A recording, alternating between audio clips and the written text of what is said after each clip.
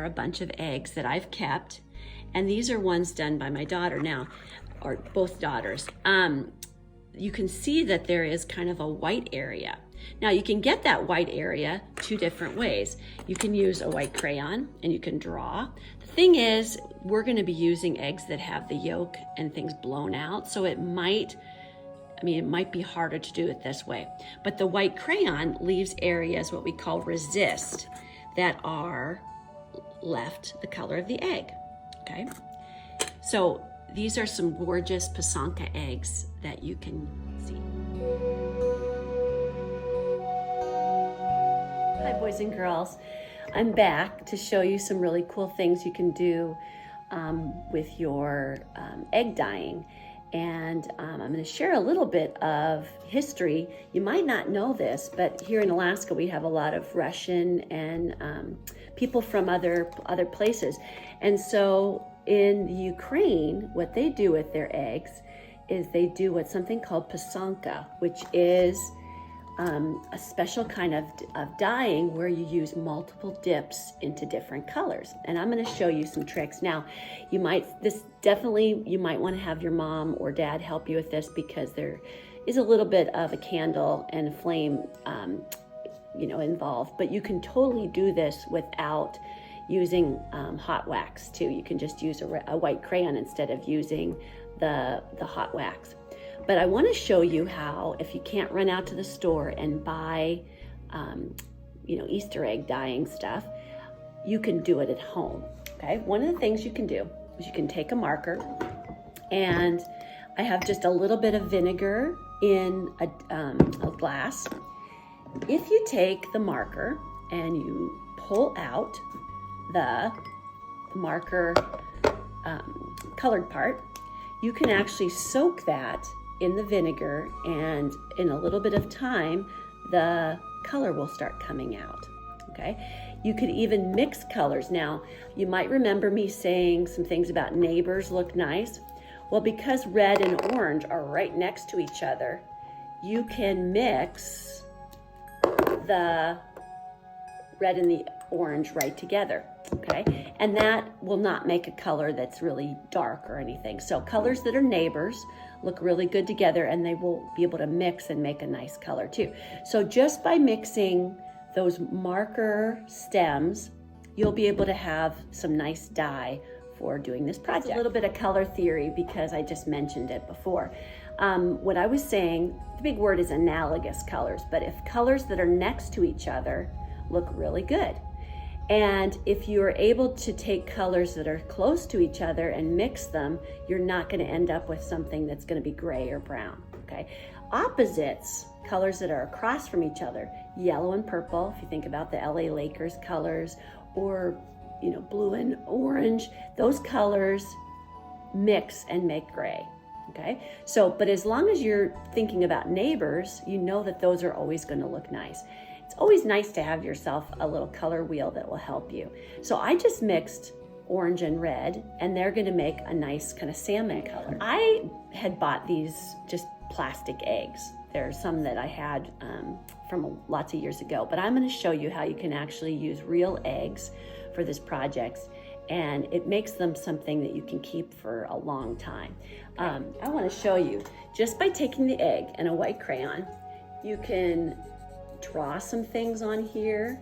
The tricky thing is you're not really going to see the design until you put the dye on it, but that's kind of cool because it's kind of a mystery. Okay, so I'm drawing some things on my egg. Okay, you can also, which I really like, is you can take, oops, that's the marker I threw out. You can take a marker and you can draw on the egg, and then when the marker is put into the dye, it's going to change colors depending on what you're putting it into too. So I'm actually just doing kind of a spiral design. You can see something like that, okay? So then when we put it into the dye, purple's going to look really nice with yellow. When you put it into the dye, you'll be able to see how that color changes. So I'm just taking and mixing, and it doesn't take long for that design to show up, okay? It's always nice to have some paper towels in case you want to wipe something off, okay? These aren't super dark, but the more that you hold them in there a little bit longer, you'll be able to have a brighter color too. You can also take a marker and go back in there too. So depending on how long you keep it into the dye, it will make a darker color too. I want to show you what the white crayon did. So you can see I'm putting the egg into here. Okay, I don't have tons of dye in, but that's part of it too, because I'm just making these very pastel-like. Okay, the areas where the white crayon was, you can see didn't get any dye on it. It resisted the dye. Okay, with traditional Pysanka eggs, what they use is a little funnel-like tool. And these are ones I made at home, and I'm going to show you how to make one. What they, remember that wax from cheese? I saved this. It's always a great thing. Actually, when my kids were little, I kept it in the car. And when people are bored, you can say, oh, make something out of the little wax. Okay, so what they do is they take the little funnel, and this is something definitely grown-ups need to help with. Please do not do this without supervision, because we don't want to have anybody have anything bad happen with that. Okay, so you put a little of the wax into the funnel, and then you are going to take the funnel and you put it into the candle, or into the candle like this. And then you'll start noticing that, and it's always good to put newspaper or something down. This is my art table. You put that little funnel into the flame, and you'll start noticing that wax is starting to come out of the little funnel. And you can see I'm dragging this around, and this one's starting to come out. I'm making my design around the egg, okay? Even with that coming out, I still was able to do it. Worked out good.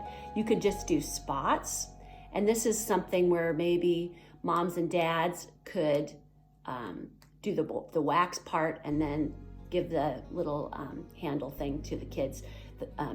It doesn't get that super hard. That's going to be too difficult. So you can see I'm melting the wax. It goes pretty fast. And you know, sometimes the coolest designs might be kind of an accident where you're just dripping the wax in different ways. Okay, that was how all of these were made, where the little funnel was just, okay. So when you're done, you have all the wax on the egg, okay? You can even use a little bit of the melted wax with your finger. It really does not get that hot. Okay, I'm gonna show you how to make one of these. This one is having an issue. All right, then when you put this into the dye, the areas where the wax were, this is exactly how they do it in Ukraine. The areas where the wax were are going to stay the color of the egg, and then everything else will be dyed. So what they do to make something this detailed is they sometimes do like 5 or 6 different dips into dyes. And that's how normal Pysanka eggs. You might not know this, but eggs are actually a symbol of spring, and they're also a symbol of rebirth, and how after winter, you know, things start coming back and being bright and colorful. Okay, so I've been just dyeing this egg in that little bit of marker wash, and you can see it's a really nice light pastel color, okay? Where that white crayon was, you can see I have a real beautiful design. Now, I gotta dry this off, because what I'm gonna do next is I am going to just take some regular markers and just decorate. And you'll see that by repeating designs and patterns, you're gonna end up with a really beautiful egg. Okay, so I'm going to take my little funnel, put it, not the whole pencil in there, just a little bit, and so I can start putting the wax onto the egg. Okay, I want to show you that egg that I dyed with the wax and the different things. What I really like to do is use Sharpies. Now I have some fancy gold and silver ones, but just by going back and decorating into the egg that you already have designed, just with Sharpies will add a lot of different designs and colors too. So using the white crayon, using markers that have been put into a little vinegar bath, you're still able to get a really beautiful design, okay? And if you use Sharpies as well as regular markers, now what I always think about doing is trying to change the design. So I just did some straight lines. I think I'm gonna do wavy lines now. And I go around the egg as I'm holding it and repeating that wavy line. Okay, you might remember I've shared with you lots of different kinds of wavy or different kinds of lines. You might remember there's a broken line, which is like a dotted line. There's zigzags, there's bumpy lines. But by repeating the different lines, you're going to end up getting a really cool egg as well. Okay, sometimes you don't have to even do lines. You can just do kind of like, dots in a row. And together they make a line by repeating the same shape over and over again. So I'm going around, and that one just has dots in a row. And I might decide, I had this is the little bit of wax that I had, and I want to continue that by putting some crayon on there, okay? And I can do lots of details. If you use a real detailed Sharpie, you can even write, words or something. Maybe you want to write 2020 on there, since that's the year that we have. I'm going to show you a cool little thing too. I got this in Germany. It's basically just an arched piece of felt and a second piece of arched felt that was sewn together, and then they have little teeny ears.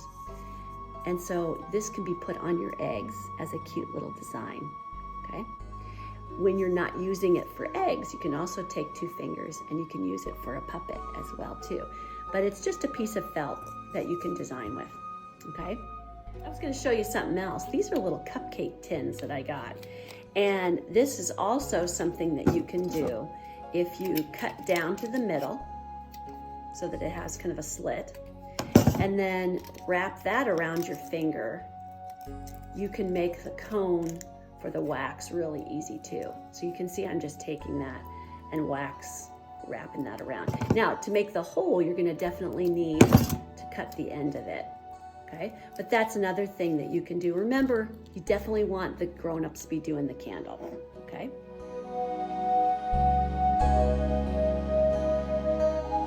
Okay, boys and girls, while I was showing you to do those drawings and the finger puppets, just from using that marker tip, this egg is beautiful. Now, we really want to make sure that we dry it off, because you can't do anything with a wet egg, okay?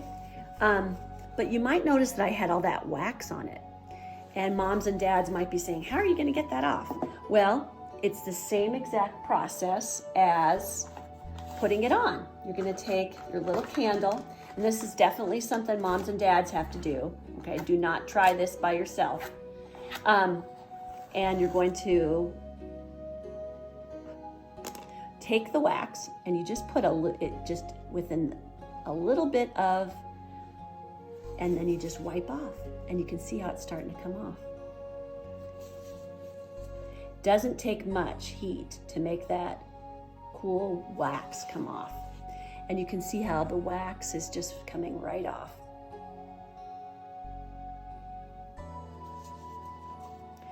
Okay, you might change the place where you're using on the paper towel, because the paper towel is going to start getting a little bit gooey.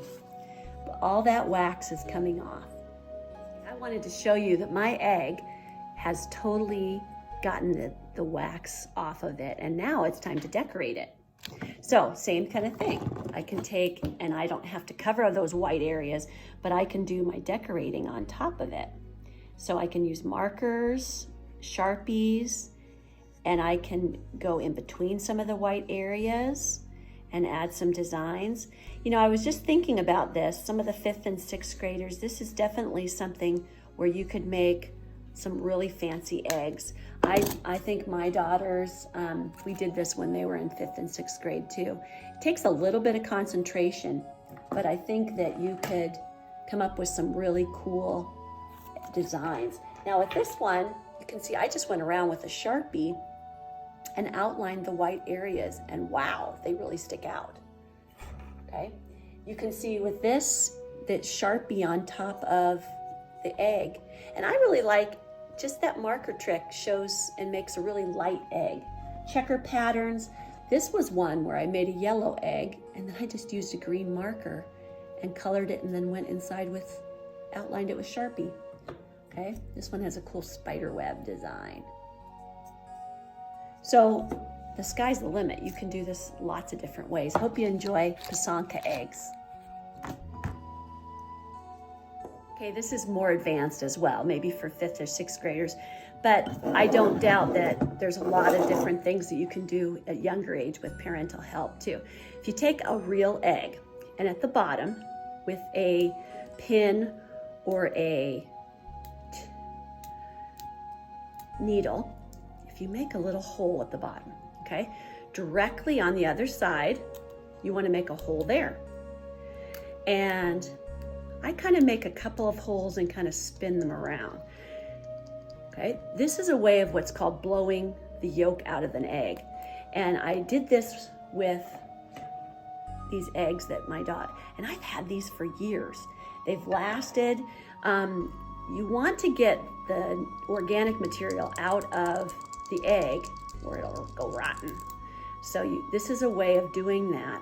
You can take a branch from your yard and hang the eggs really beautifully.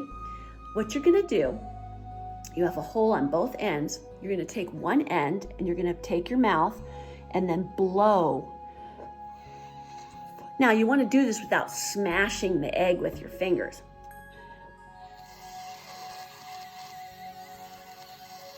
And you'll start to see that the yolk is coming out of here. Now it does take a little bit of time. You're gonna be doing this maybe about 5-10 minutes. I'll show you when the initial first little part takes the longest.